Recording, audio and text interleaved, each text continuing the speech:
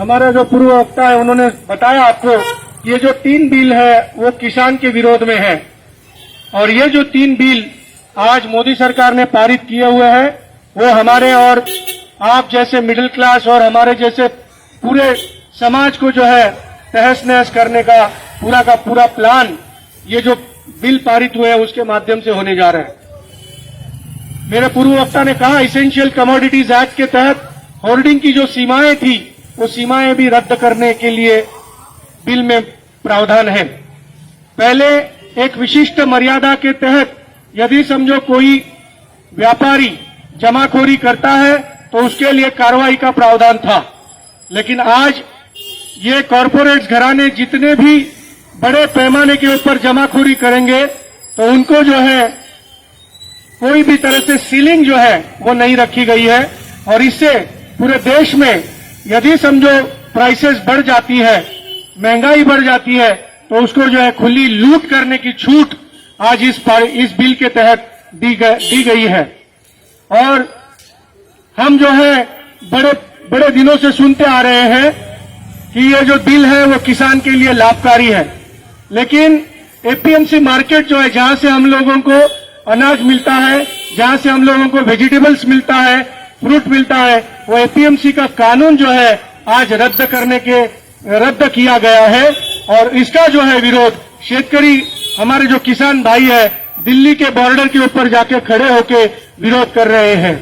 ये बड़े शर्म की बात है कि आज किसान जो है इस देश का अन्नदाता है और उसको जो है बर्बाद करने का पूरा प्लान हमारे केंद्र सरकार द्वारा किया जा रहा है। इसके अंदर जो है तकनीकी बातें जो है आप लोगों को बतानी होगी। ये तकनीकी बातें ऐसी है कि ये किसान बिल पारित हुआ है उसको जो है कॉन्स्टिट्यूशनली कहीं पे भी जो है जिसका मतलब पालन करना चाहिए वो पालन नहीं किया गया है।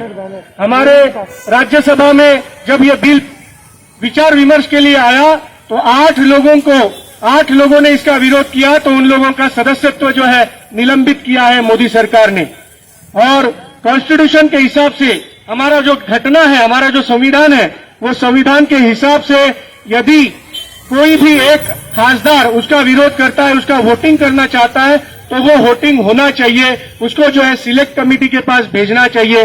ऐसी कोई भी बात मोदी सरकार के माध्यम से, भाजपा सरकार के माध्यम से राज्यसभा में रखी नहीं गई और इसीलिए ये जो है गैर संवैधानिक है और उसको जो है पारित करने का एक महापाप जो है मोदी सरकार ने किया गया है। आज आप देखेंगे सन 2014 से जब से हमारे देश के अंदर मोदी सरकार आई है, उन्होंने किसानों का जो है बात किया था कि 1.5 गुना जो एमएसपी है वो जो है दिया जाएगा। और मोदी सरकार जो है बड़े चाव से कहती है कि दुगुना दाम, दुगुनी आय जो है दुगुनी करेंगे, लेकिन ये दुगुनी कहाँ करेंगे, ये तो कमर तोड़ने वाली बात कर रहे हैं। हमारे किसान भाइयों के साथ में आज हमारे इधर फेरी वाले वो देखो कैसे सड़कों के ऊपर आए हैं, उनको भी आज जो है महानगर पालिका के माध्यम से प्रताड़ित किया जा रहा है। देश का हर तबका जो है त्राहिमाम हुआ है, देश का युवा है, देश का आदिवासी है, देश का दलित वर्ग है, देश का किसान है, ये तमाम तबके को जो है मझधार में डालने का काम केंद्र सरकार द्वारा हो रहा है। आपको पता है, आपको मालूम होगा कि जमीन अधिग्रहण बिल जो है ये भी जो है 2014 के आसपास, 2015 के आसपास जमीन अधिग्रहण का बिल जो है वो भी पारित करने का षड्यंत्र जो है आज हमारे यहाँ पे मोदी सरकार द्वारा किया गया था। आज ये मोदी सरकार के दोगले चेहरे, मुंह में राम बगल में छुरी, और ये छुरी जो है आज किसानों के 3 कानून के माध्यम से आज हमारे देश के अंदर देखने को मिल रहे हैं। हम मोइन जी का स्वागत करते हैं, उन्होंने बड़े एकदम विदित टाइम जो है हमारे पास में मटेरियल मौजूद करवाया, इसलिए हम उनका तहे दिल से शुक्रिया करते हैं। आज हमारे बीच में हमारा जो एक हैंडबिल है वो हैंडबिल भी जो है बंटने जा रहा है। आप जो है इस हैंडबिल को पढ़िए और कैसे किसान विरोधी मोदी सरकार है उसका मजम्मत कीजिए, उसका विरोध कीजिए, उसका पुरजोर विरोध कीजिए। अच्छा, अभी एक बात ऐसी है कि शेतकरी का कानून 3 पारित हुआ है और उसके साथ में इलेक्ट्रिसिटी एक्ट भी है और इलेक्ट्रिसिटी एक्ट के साथ में इसेंशियल कमोडिटीज है। ये 5 कानून जो है किसान चाहते हैं कि इसको कैसे जल्द से जल्द खारिज किया जाए। हमारी देश की नीति जो है कॉरपोरेट्स के इशारे के ऊपर चल रही है। कॉरपोरेट्स का खजाना जो है वो आज कमजोर होके जा रहा है और कॉरपोरेट्स जो है आप देखेंगे इंडस्ट्रियल धरती के ऊपर भी फेल हो चुके हैं। हमारी जो जीडीपी है आपने सुना होगा वो -7.9 हुआ है और आज पिछला क्वार्टर जो था उसके अंदर लगभग 24% जो है वो माइनस जीडीपी था। ये जीडीपी जो है कोरोना की वजह से आज माइनस में गई है। ये कोरोना लाया किसने और वो कोरोना कैसे आया ये सभी आप लोग हम लोग जानते हैं। हम लोग जो है सोशल डिस्टेंसिंग और मास्क जो है डालना चाहिए क्योंकि हमारी जिंदगी खतरे में है, लेकिन इस साथ साथ हमारी जो जीविका है आजीविका जो है वो भी खतरे में है और उस खतरे की घंटी को हम लोगों को समझना चाहिए। 60 दिनों से किसान बॉर्डर के ऊपर जो है आज धूप छाव जो है और ओले गिर रहे हैं और मोदी सरकार को शर्म नहीं आ रही है। मोदी सरकार के जो मंत्रीगण हैं वो किस तरह से उनके साथ खिलवाड़ कर रहे हैं आप सभी हम लोग जानते हैं। आज किसान जो बोल रहे हैं कि हमको पूछ के क्यों नहीं कानून बनाया, आज जैसे हम लोग जो है आज इस मीरा भाईंदर में रहते हैं कोई भी बात जो है हम लोगों को बताई नहीं जाती है। उसी माध्यम से केंद्र सरकार के जो आका है मोदी और शाह जो है वो हम लोगों को पूछ के किसानों को पूछ के बिल पारित नहीं करते हैं। ये बिल पारित करने के लिए जिनके ऊपर ये आफत आने वाली है उनके साथ डिस्कशन होना चाहिए। ये भारत देश ये जमहूरियत मानने वाला देश है, लोकशाही मानने वाला देश है, इसके सबकी बात जो है सुनी जाती है और ये सुनवाई है ये भारत देश का प्रमुख अंग है। लेकिन इसको जो है नजरअंदाज करके हमारे और आपने बीच में एक भ्रम पैदा करने की कोशिश मोदी सरकार द्वारा आज तक की जा रही है। जितने भी कानून पारित होते हैं वो कानून जिसके लिए जो है बाधित होते हैं उनके साथ डिस्कशन करना, उनके साथ चर्चा करना ये सरकार का प्रथम अंग है। मीरा भाईंदर महानगर पालिका का भी ऐसा ही चाल चरित्र चेहरा है।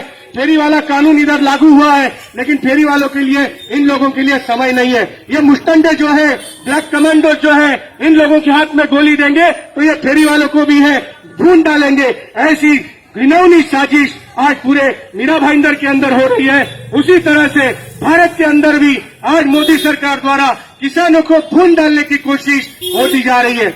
आज आपने देखा होगा पिछले कई दिनों से मोदी सरकार द्वारा जो शेतकरी आंदोलन करने वाले आंदोलक हैं, जो नेतागण हैं खेती वाले, उनके खिलाफ एनआईए की नोटिस भेजी जा रही है। और एनआईए की नोटिस किसके लिए? तो आप लोगों ने जो है किसी खलिस्तानी संगठन का जो है नाम रखा है और उसके अंदर शामिल है, इसलिए एनआईए का नोटिस दिया जा रहा है। ये एनआईए है, ये सीबीआई है, ये नहीं है जो भाजपा का प्रवक्ता बन के बैठा है।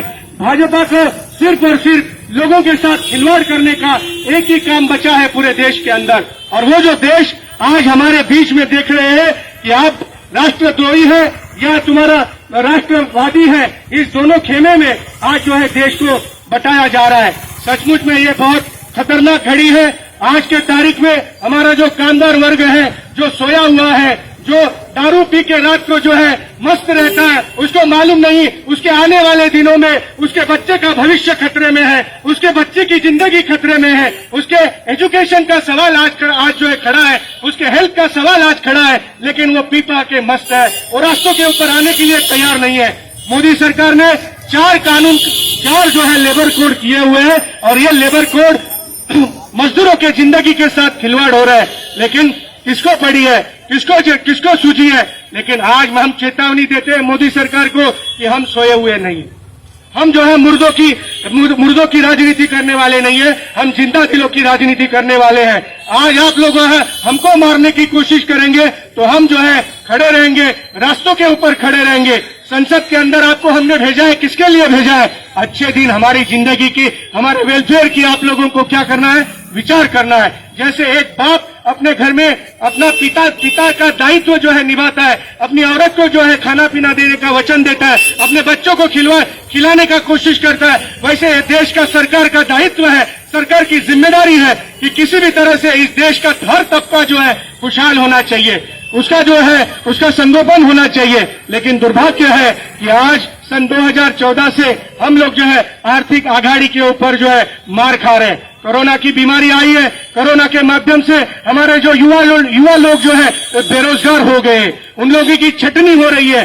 बड़े बड़े कंपनियों के अंदर आपने देखा होगा युवाओं को मारने का काम चालू है। युवाओं के हाथ में आज एक फ्रस्ट्रेशन का मोड है।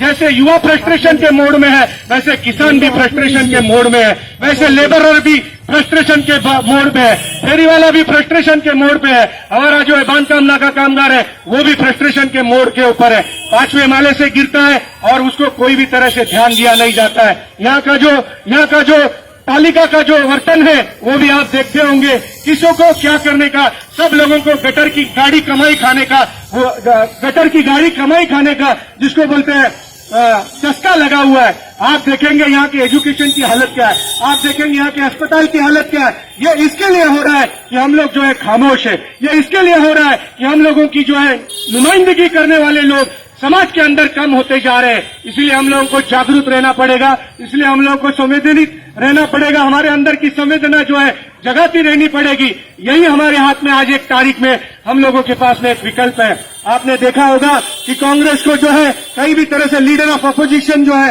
राज्यसभा में भी दिया नहीं जा रहा है, लोकसभा में भी दिया जा रहा है। और कांग्रेस के जितने भी कार्यकर्ता है वो यदि बीजेपी में आए तो उन लोगों को एनआईए की नोटिस नहीं आएगी, सीबीआई की नोटिस नहीं आएगी और जो आईटी की नोटिस नहीं आएगी। लेकिन कांग्रेस यदि समझो आवाज उठाएगी तो उनके घर पे जाके एनआईए आएगा।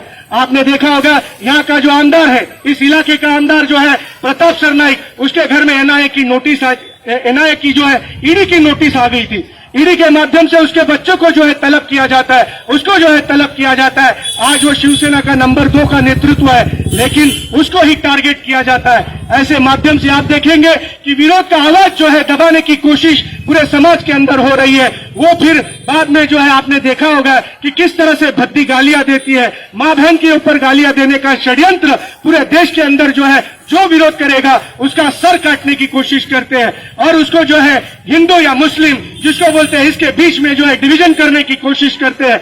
इसको हम लोगों को समझना पड़ेगा कि मुख्य काम जो है मोदी सरकार का वो यह है कि हमारे लिए अच्छे दिन लाने का। लेकिन अच्छे दिन आए हैं क्या?